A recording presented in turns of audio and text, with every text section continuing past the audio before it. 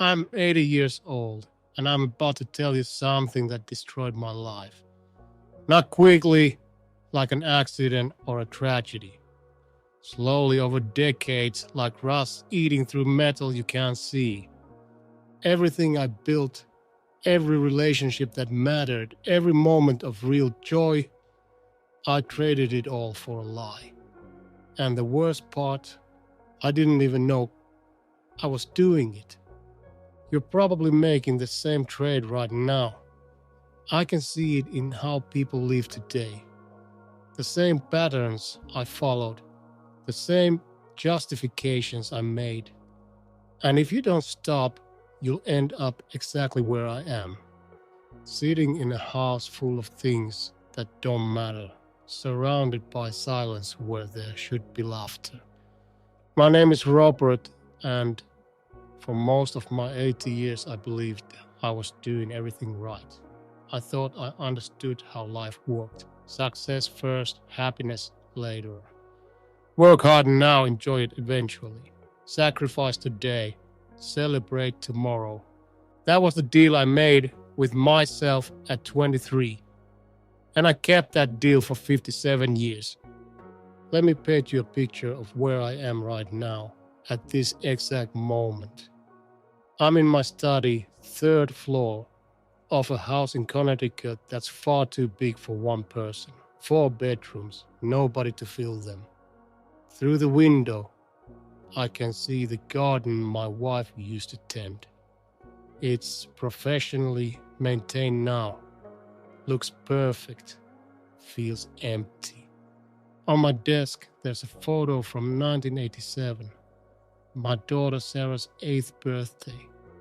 She's wearing a yellow dress, gap-toothed smile, holding up a drawing she made for me. I'm in the background, barely visible, checking my watch. I remember that moment. I was thinking about a client meeting the next morning. I have everything a person could want: the house, the retirement accounts, the investment portfolio, the respect of colleagues I haven't spoken to in years. And I would burn every dollar, every achievement, every accolade for just one more ordinary Tuesday with the people I lost. But I'm getting ahead of myself. You need to understand how I got here. Because the path I took, it doesn't announce itself as the wrong path. It looks like the right one. Everyone around you will tell you it's the right one. That's what makes it so dangerous. When I was 23, fresh out of business school, I had this idea about how life should go. You build your career first, you establish yourself, you prove your worth. And then, once you've achieved enough, once you've secured everything, then you get to enjoy it.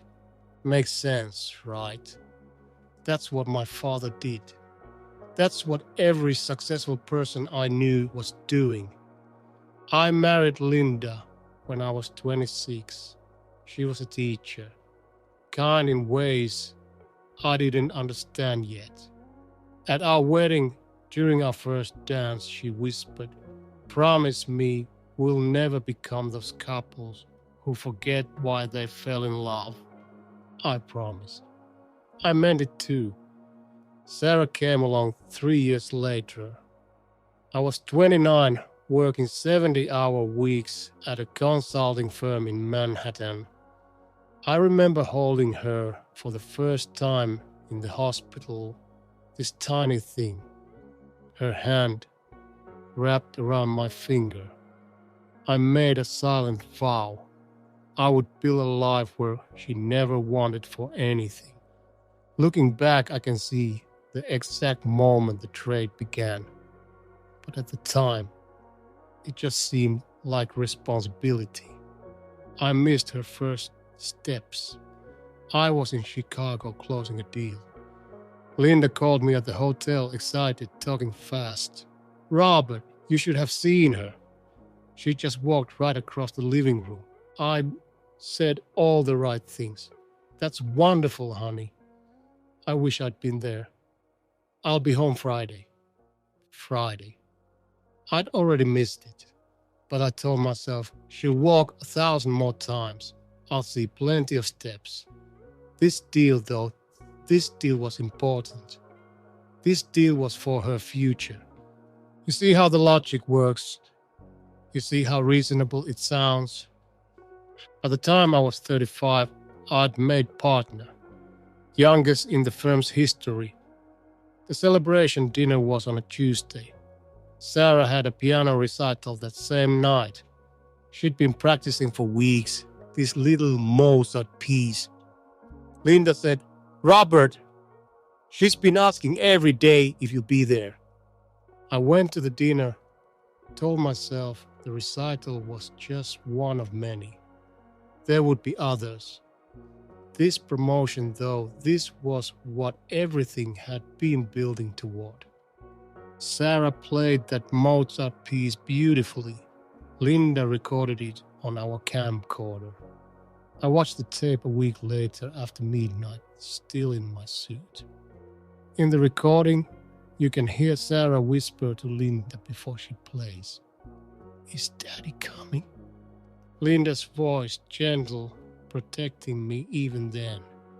"Daddy's at something very important, sweetheart. But he's thinking about you." I was thinking about profit margins and client retention. The years blurred together now. Birthdays I came home late for. Vacations I cut short. School events I sent Linda to along with some excuse about timing. The time I missed Sarah's high school graduation because I was in London and the flight situation was complicated. Could I have made it if I'd really prioritized it? Probably. But there was that meeting with the European division and it seemed important. Everything seemed important. Everything except the moments I was missing. Here's what I didn't understand then. Relationships aren't like bank accounts. You can't ignore them for years and expect the balance to still be there when you finally decide to pay attention. Linda tried to tell me. Not dramatically, not with ultimatums, just in small ways. I remember one Saturday morning, I was 48.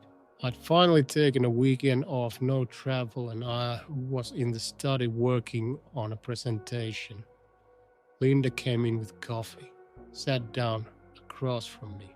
"Robert," she said, "when was the last time we just talked?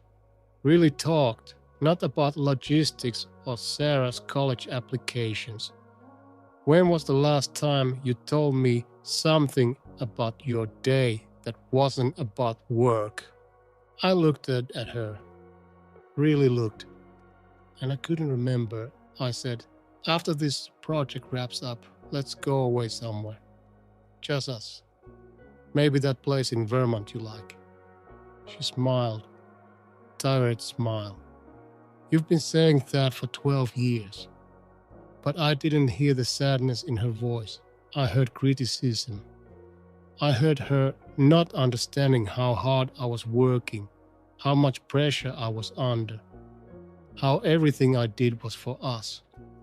I said, "Linda, I'm building something here. For you. For Sarah. This isn't forever." She looked at me for a long moment. Then she said something I didn't understand at the time. "Robert, you're building something, yes, but not for us. You're building it instead of us." I went back to my presentation. Sarah went to college, Northwestern. Pre-law. Following in her old man's footsteps, everyone said. I was proud.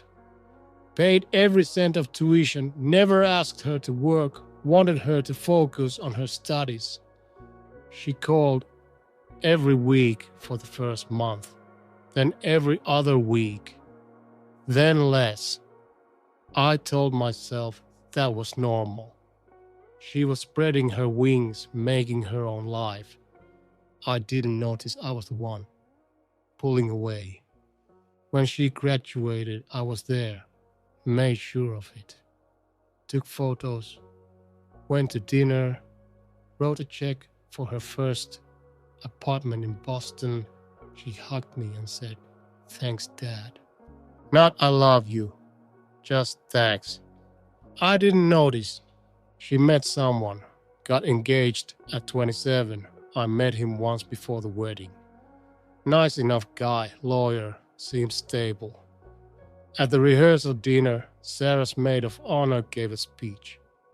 She told this story about how Sarah called her crying one night in college, how Sarah's friend had helped her through it, been there for her. I leaned over to Linda. I didn't know she went through a hard time. What happened? Linda looked at me like I'd asked why the sky was blue. "Robert," she said quietly, "she called you. You were in meetings. It was during that merger year. She called you 4 times. I didn't remember. God help me, I didn't remember. At the wedding, I gave my father of the bride speech. Talked about watching her grow up, being proud of the woman she'd become, welcoming her new husband to our family. Everyone clapped. Sarah smiled politely. When I hugged her after the speech, she felt stiff, like she was hugging a distant relative, not her father. I told myself it was wedding stress. 3 years later, Linda got sick. Started with fatigue, then tests, then worse, like stage 3 and aggressive treatment. She was 58. We'd been married 32 years. I took a leave of absence. First real time off in my entire career. And suddenly I was home. Every day. In the house with this woman I'd lived with for 3 decades, but barely knew anymore. We'd sit together during chemo. I'd hold her hand, try to make conversation, and I realized we'd become strangers. I knew her favorite color from 30 years ago, but not what she thought about now. I knew she liked that place in Vermont, but not that she'd stopped suggesting trips 15 years ago because I never said yes. One night she was very weak, and she looked at me and said, "Robert, do you remember what you promised me at our wedding?" I remembered that we wouldn't forget why we fell in love. She nodded, tears in her eyes. "Do you remember why?" And sitting there in the hospital room, I couldn't answer. Not because I never knew, but because that version of us felt like characters in someone else's story. Linda died on a Tuesday in October, 60 years old, and the funeral was well attended. Colleagues, neighbors, her teacher friends. Sarah came with her husband and their daughter, my granddaughter Emma, who I'd met maybe 5 times. At the reception afterward, I overheard Sarah talking to one of Linda's friends. "The hardest part," Sarah said, "is knowing Mom died disappointed." The friend asked what she meant. She stayed. Sarah said, "For me, I think." And then, after I left for college, she just stayed. I don't know why, but I know she was lonely. I know my father was there, but not really there. And now she's gone, and he finally has time.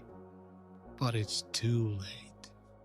I stood there in my own living room, and those words hit me like a physical blow.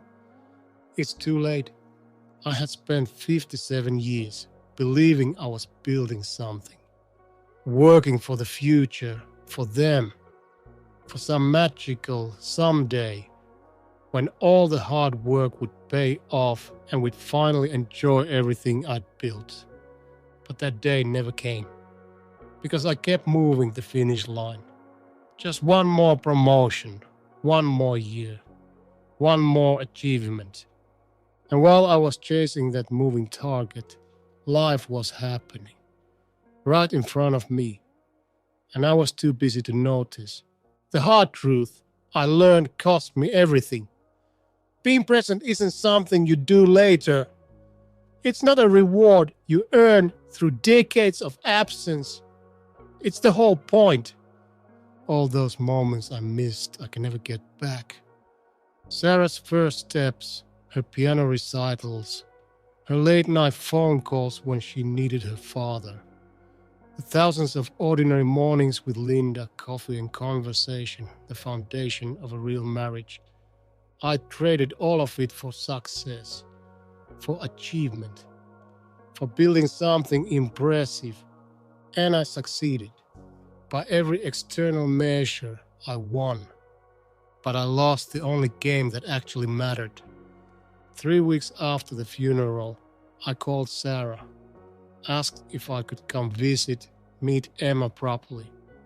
There was a long silence on the phone. Then she said, "Dad, I don't know how to have a relationship with you. I don't know who you are. You've been an ATM and an occasional voice on the phone my entire life. And I know you think you did it for me, but I would have traded every dollar for a father who came to my recitals." Her voice cracked. "Mom spent 30 years making excuses for you. I don't have the energy to do that too." She didn't hang up, but she didn't invite me either. She just said, "I need time." That was 2 years ago. Time. The thing I thought I had unlimited amounts of. The thing I spent so carelessly, so confidently, assuming I could always make more later. I'm 80 years old now, alone in this big house. Plenty of money, plenty of time, and no one to share either with. Here's what I know now, what I learned far too late. The hard truth is that presence is not negotiable. You can't delay it. You can't earn the right to be present later by being absent now. Being there, really being there, with the people who matter, that's not something you do after you succeed. That is success. Everything else, all of it, is just noise. I thought I was making a smart trade. Work now, life later. But there is no later. There's only now, over and over, and if you're not present for the nows, you wake up one day and realize you missed your entire life. If you're watching this and you're telling yourself, just until this project finishes, just until I get that promotion, just until we're more financially stable, just until... Stop.